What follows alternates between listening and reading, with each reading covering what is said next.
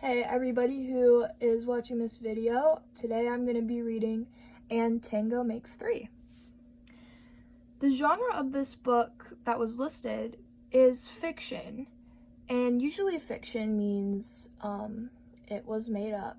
However, this story is based on something that actually happened, so I think the genre might be debatable. It could also be considered nonfiction. The grade levels recommended for this book is pre-kindergarten through 2nd grade, and the guided reading level is level Q. I think you're really going to enjoy this read aloud because it's about penguins, and penguins are so cute. And this book is based off of a true story, and I think books that are based off of true stories are extra special and extra interesting to read. So I'm going to take you through a quick picture walk. And this is something that good readers do before they read so they can kind of get an idea for what the book's going to be about. So if we look here, it looks like this book won some type of award. It says the ASPCA Henry Berg Children's Book Award. So I'm thinking that this book won an award because it's a story about animals. And I know that ASPCA is an organization that helps save animals that are in need. And if we look at the title, And Tango Makes Three, I'm thinking, what does that 3 mean? Maybe it's talking about the 3 penguins that we see in the picture. It looks like there's 2 adult penguins and maybe a baby penguin. I wonder if they're friends. I wonder if this is their baby penguin. I'm not sure. Let's see. And before continuing our picture walk, I want to point out the author. Or authors, Justin Richardson and Peter Parnell. And remember, authors write books. They're the ones who write the books. And the illustrator, illustrated by Henry Cole, the illustrator is the one that makes these amazing, beautiful pictures in the book. So let us take our picture walk.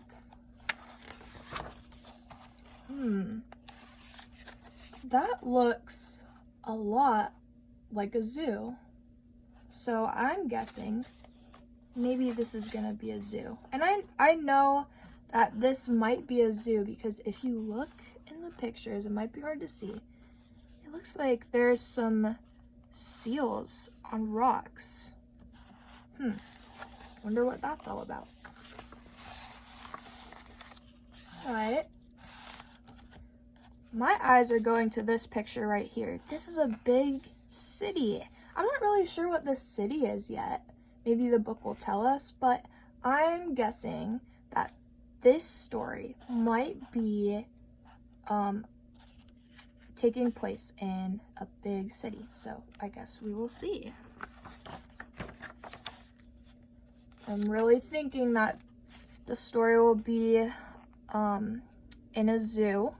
Because look, there's some tropical birds, some monkeys, of course, penguins. The title told us it would be about penguins.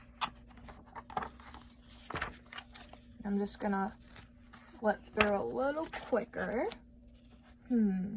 Someone's feeding the penguins, it looks like.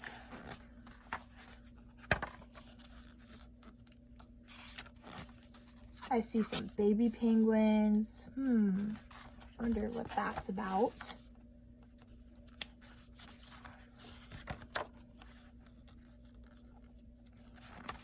Alright. That sticks out to me in this picture.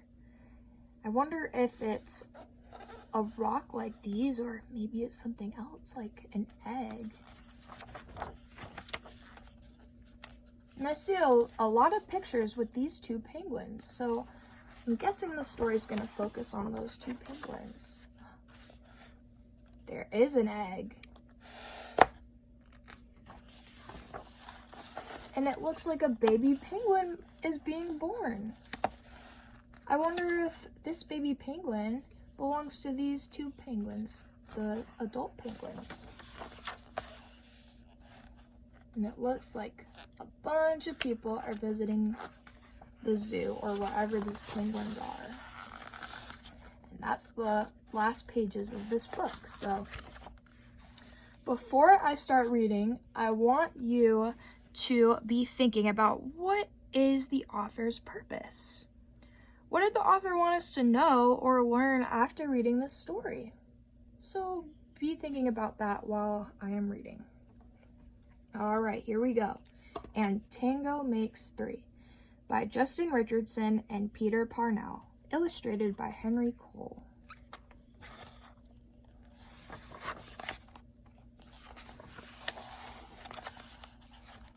In the middle of New York City, there is a great big park called Central Park. Children love to play there. It has a toy boat pond where they can sail their boats. It has a carousel to ride on in the summer and an ice rink to skate on in the winter. Wow, so I guess my prediction, and maybe your prediction too, was right. This is New York City. This big city is New York City, and there's a great big park in New York City called Central Park. And there's so many things you can do in Central Park. Best of all, it has its very own zoo. Every day, families of all kinds go to visit the animals that live there. So it is taking place in a zoo, in a big city.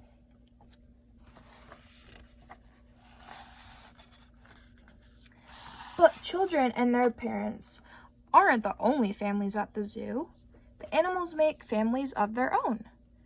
There are red panda bear families with mothers and fathers, and furry red panda bear cubs. There are monkey dads and monkey moms raising noisy monkey babies. There are toad families and toucan families and cotton top tamarin families too. So there's so many families at the zoo. Think, how are animal families similar to human families like you and I?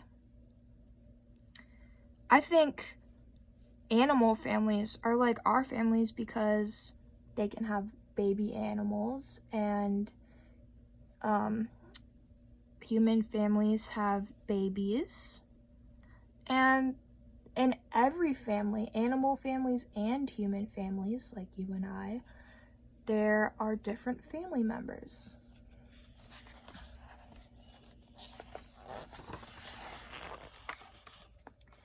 And in the penguin house, there are penguin families. So there's penguin families. Every year at the same time, the girl penguins start noticing the boy penguins, and the boy penguins start noticing the girls. When the right girl and the right boy find each other, they become a couple. This sounds a lot like how people become couples in our own lives.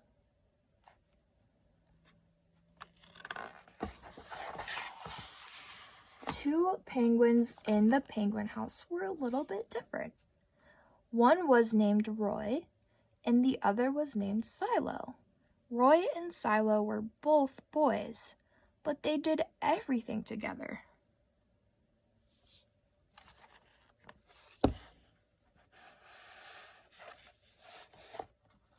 They bowed to each other and walked together. They sang to each other and swam together. Wherever Roy went, Silo went too. What do you think this means when penguins bow to each other? I'm wondering what it means when they bow to each other. Maybe it means that they like each other. Maybe it means that they're trying to play. I guess we'll see what this means.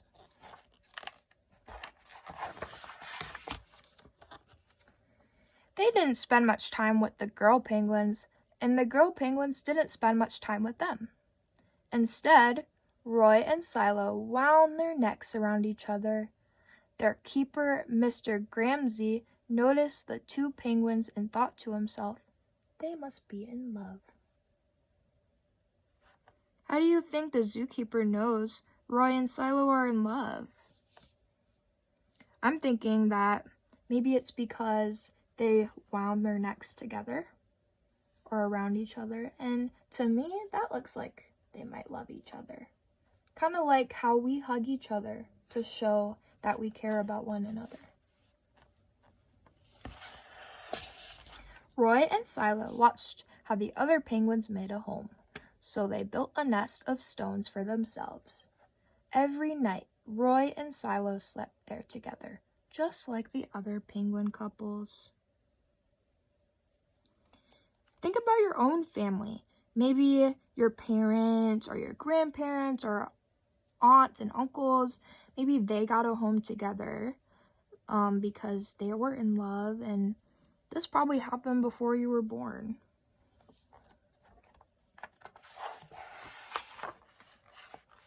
And every morning, Roy and Silo woke up together. But one day, Roy and Silo saw that the other couples could do something they could not. The mama penguin would lay an egg. She and the papa penguin would take turns keeping the egg warm until finally it would hatch. And then there would be a baby penguin.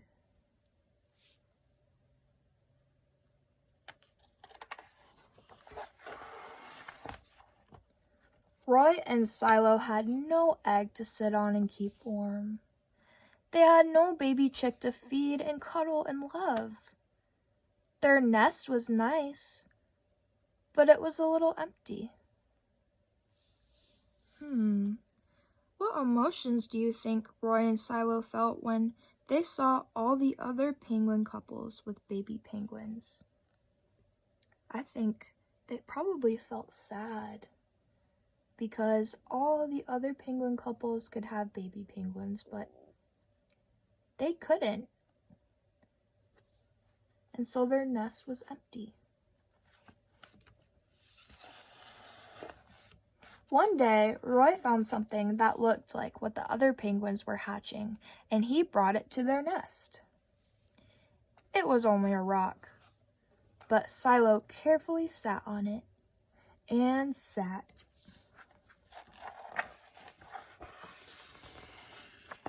And sat. When Silo got sleepy, he slept, and when Silo was done sleeping and sitting, he swam and Roy sat. Day after day, Silo and Roy sat on the rock.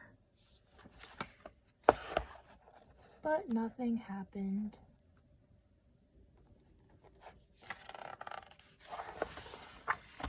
Then, Mr. Gramsci got an idea.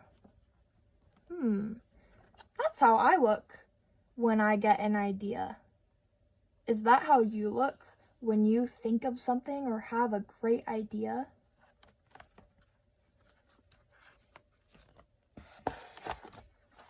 He found an egg that needed to be cared for, and he brought it to Roy and Silo's nest. What do you think's gonna happen next? Can you make any predictions?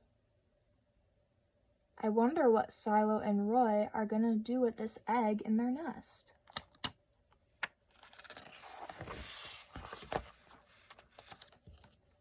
Roy and Silo knew just what to do. They moved the egg to the center of their nest. Every day they turned it, so each side stayed warm. Some days, Roy sat while Silo went for food. Other days, it was Silo's turn to take care of the egg. They sat in the morning and they sat at night. They sat through lunchtime and swim time and supper. They sat at the beginning of the month and they sat at the end of the month, and they sat all of the days in between.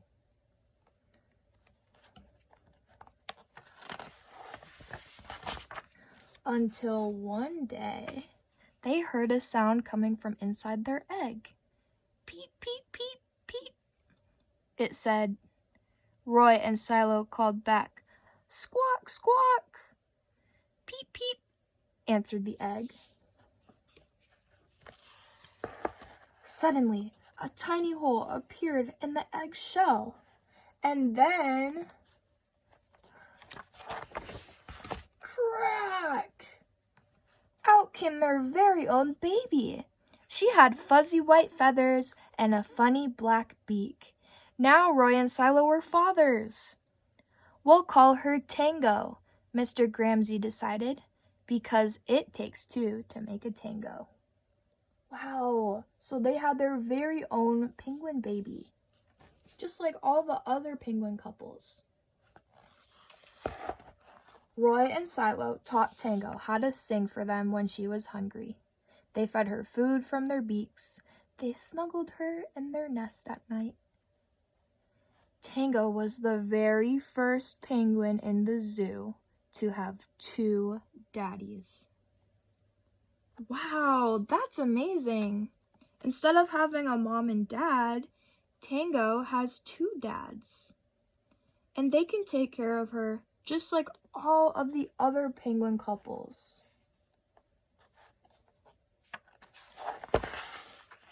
Wow, look at this picture. This is a beautiful illustration. Soon, Tango grew strong enough to leave the nest. Roy and Silo took her for a swim, just like all the other penguin families. And all the children who came to the zoo could see Tango and her two fathers playing in the penguin house with the other penguins. Hooray, Roy! Hooray, Silo! Welcome, Tango! They cheered. Wow, they're all so happy for this new penguin family.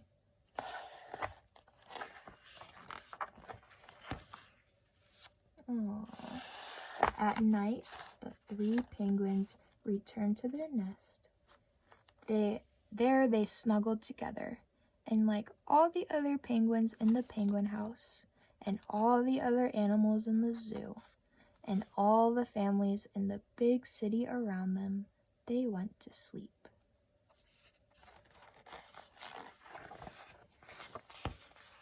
The end. Wow, that was a great story. I really enjoyed that story. And remember that this story actually happened. This is a true story. So I hope while I was reading, you were thinking, what's the author's purpose? What did the author want us to learn? Maybe what's the main idea? Or what was the story mainly about? Think to yourself for just a second what you think the main idea is. So I think the main idea is all families look a little different, but it's okay to be different. And think about what was different about this penguin family, Roy, Silo, and Tango.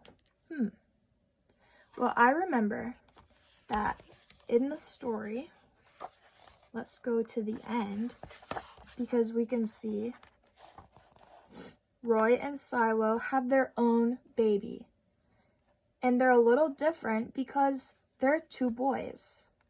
And usually we see families that have a mom and a dad, or a boy and a girl, just like the other penguin families. I'll flip. All the other penguin families in the zoo, they're boys and girls, and they have their own babies. But at first, Roy and Silo, they couldn't have their own baby because they're two boys. And it's a little harder for two boys to have their own baby.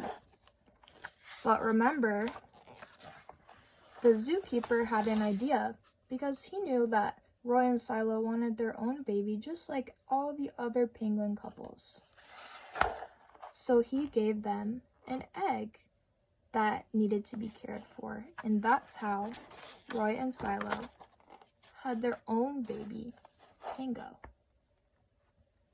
So all families are a little bit different, and that's okay. It's okay to have different families. Because everybody's different. You're different, and I'm different, and everybody I know is different. And we need to accept each other for our differences. Even with two daddies, Tango is so happy. She looks like the happiest penguin I've ever seen. And that's the main idea of the story, is that everyone's different, and it's okay to be different. And it's okay to have families that look different. Thanks for listening, and I hope you enjoyed And Tango Makes Three.